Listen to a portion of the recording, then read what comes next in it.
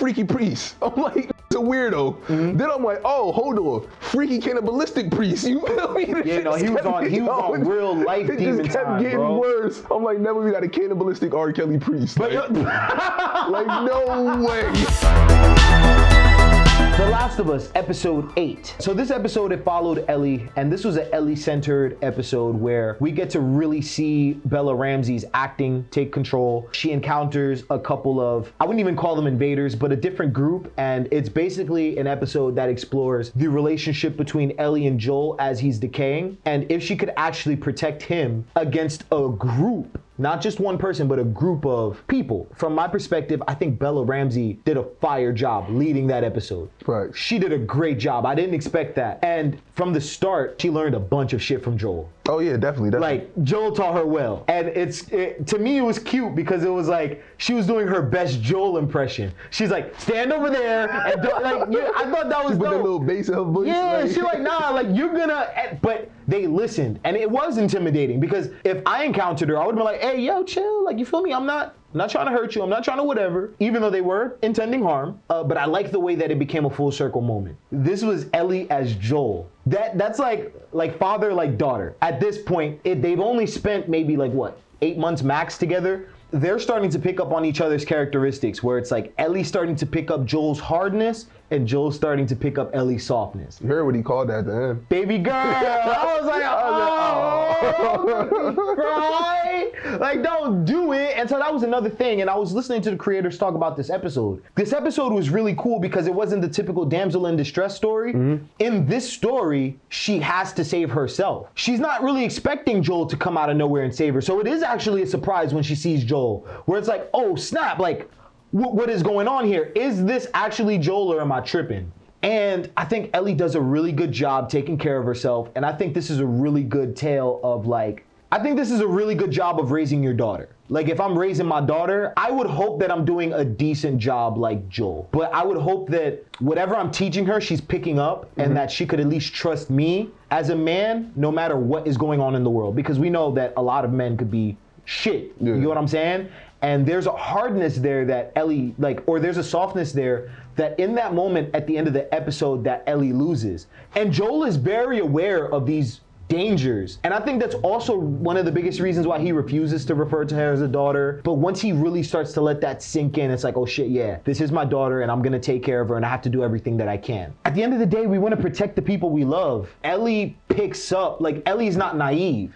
Ellie would have known the world regardless, but a lot of the reason why she has her survival tactics is because of Joel. It was cool because she wasn't a damsel in distress, but everything she was learning came from Joel. I think in and of itself, that's a beautiful thing too, because we know that Joel still kind of did his job. Even if he were to die, he did his job because Ellie is able to survive on her own. And at the end of the day, I think that is the goal of a parent. My only issue with this episode, I feel like Joel healed quickly as hell. Bro's not healed. He's not, but you mean to tell me you couldn't move, you couldn't talk, you couldn't do none of that? And then I guess adrenaline and him really wanting to find Ellie, but... The medicine, the penicillin.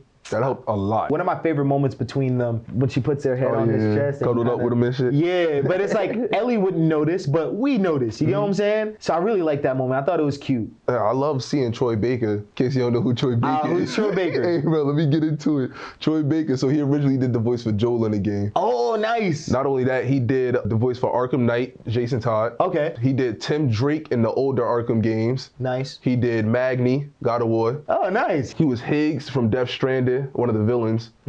Oh, Baki. Baki. He's Baki. English dub Baki? English dub Baki. Netflix English dub Baki? Yep, yes, sir. Huh, that's interesting. He's also Baki. Oh, Aaron Black from Mortal Kombat 2. Okay. So yeah, he got his voice acting chops up in it. For me, he does a lot of voices. I loved him. Oh, he was James, by the way, in case you ain't know. Other dude that was with the priest. Okay. Yeah, that was him.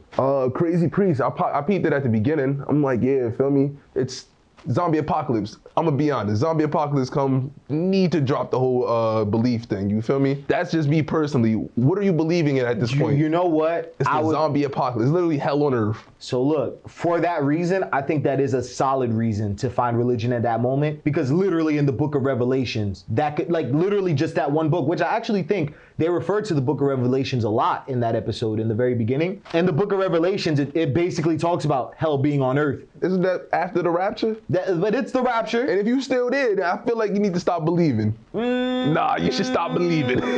If you still did, you missed the rapture, you should stop. First of all, I'm like, okay, freaky priest. I'm like, nigga's a weirdo. Then I'm like, oh, hold on, freaky cannibalistic priest. You feel me? Yeah, no, he was on real life demon just kept time, getting bro. worse. I'm like, never we got a cannibalistic R. Kelly priest. Like, like, no way, bro. Like, yo, why is he just telling her everything? Why is he so nice to her? Like, little girl was like, you should kill him. He walked up to her, he said, I said, oh, damn.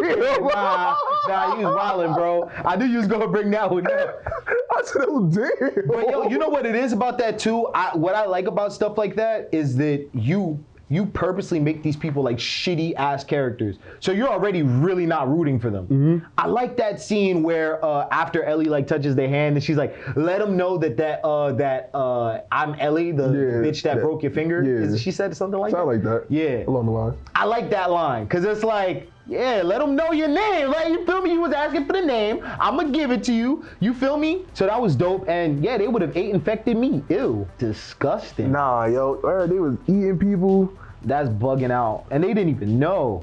Nigga, yo, he brought all the food. He was like, it's venison. No, he was like, it's veal. I'm like, yo, that don't even look like veal.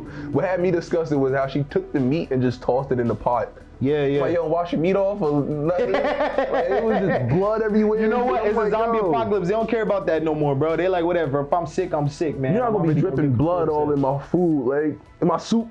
Ew. Yeah, like, come on. Like. The priest did a really good job at being a disgusting human, bro. I think he did a little bit too good of a job. I don't like when people do too good of a job of being disgusting people. Nigga sit there like, oh, wait a minute. Yeah. It's like, bro, you doing a little bit too good of a job there, buddy. That sounded too real. Yeah, bro. I don't know. Somebody got to check up on that man, bro. I'm gonna go with 9.5 out of 10. You know, I'm gonna go with a 9 for this one. I'm gonna go with a 9. That was a solid episode. I'm gonna go with a 9 for that one.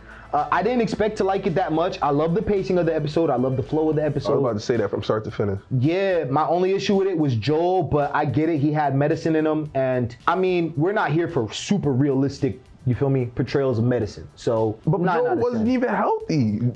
Yo, Ellie he still, wasn't. I was gonna say Ellie still carried him off. He gave her a coat and Ellie carried him off. But this next episode is the season finale, and I don't like that. I don't like that either. I don't like that, bro. Cause I feel like we're missing something. I said this. I feel like there's too much to cover. Joel establishing that, okay, this is my daughter. You should at least have a space there where they establish that new relationship. You know what I'm saying? Because that is a shift in the mindset of both Joel and Ellie. And Ellie is no longer the same person anymore. She really murdered that man. Like, she went off. Something broke in her, bro. It's done. I think we should at least spend an episode. Just one, at least one episode. I'm not ready for it to end. 9 episodes? That's such an uneven number.